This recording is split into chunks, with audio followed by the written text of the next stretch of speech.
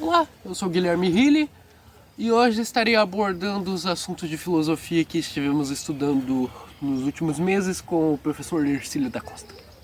Tá, os primeiros assuntos que nós estudamos foi a escola de Frankfurt, que foi uma escola de teoria social,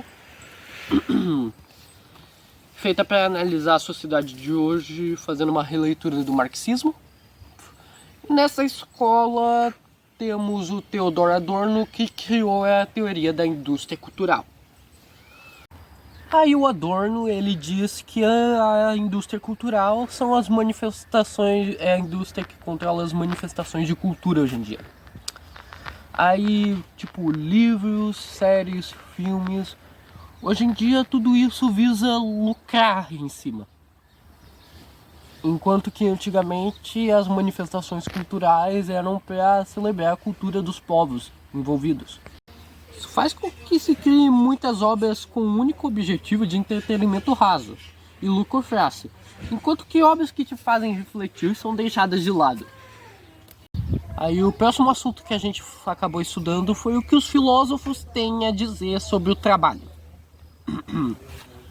Aí, para Kant, ele falou alguma coisa que é bem parecida com a filosofia do meu pai, que acredita que a gente se realiza no trabalho e que sem o trabalho o descanso não faz sentido. Depois a gente estudou sobre um filósofo que contradiz um pouco Kant, que ele diz que o homem está sempre fugindo da morte, e ele trabalha para fugir da morte. Se ele não trabalha, ele morre de fome. Aí ele diz que se o homem não precisar trabalhar para sobreviver, ele não trabalha. O que faz sentido.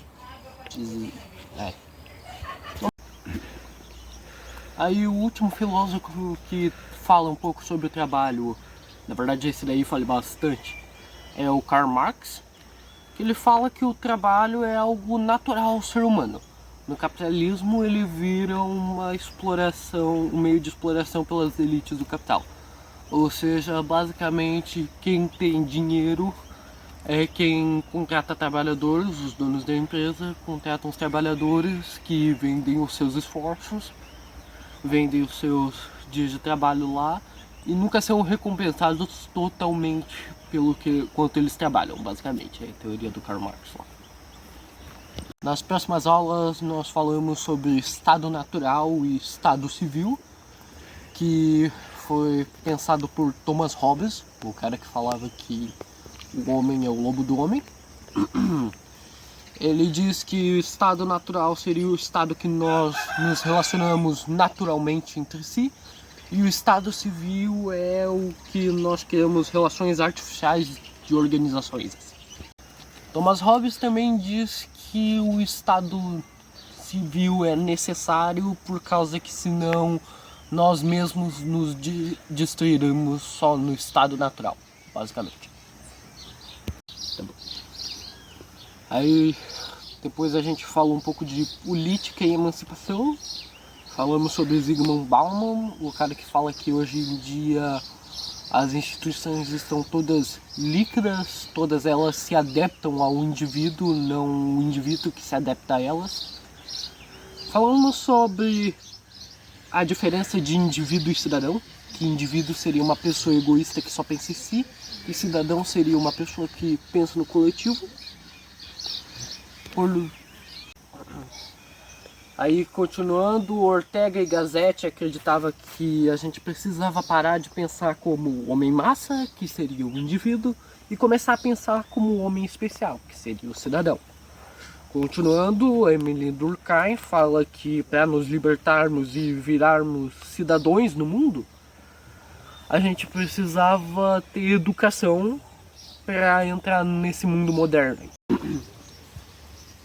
E ainda tem o Adorno de novo, que para ele o professor em sala de aula precisa ser um agente político que abre as mentes das crianças para elas pensarem por si próprias, basicamente. Mas em contrapartida nós temos o Pierre Bourdieu, que ele critica o sistema de educação por ser uma ferramenta do Estado para criar a mão de obra barata das elites da capital. Aí, basicamente, a elite do capital faz o Estado mudar a educação para que a educação seja favorável a uns e desfavorável a outros, e os que são desfavorecidos basicamente viram a mão de obra das elites do capital, basicamente. E a última coisa que estudamos nesses meses de filosofia foi o estudo da estética. Que estética em filosofia é o estudo do que é belo, bom e gostoso. Aí a gente viu duas pessoas que falam sobre estética. O primeiro é Aristóteles, que acredita que o que está belo está no padrão matemático, ou seja, quanto mais matematicamente perfeito, mais belo a coisa é. O que faz certo sentido, já que a gente gosta de coisas mais simétricas. E por último, quem falou é o David Hume, que falou do juízo do gosto, que a beleza na verdade está no olho de quem vê, ou seja, beleza é algo subjetivo. Então esse foi meu vídeo da recuperação paralela, trazido para vocês direto de Garuva, cidade do Bruno, legal. E até o próximo vídeo.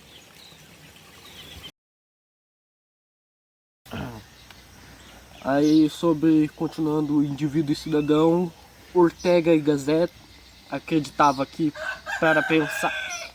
Galo desgraçado!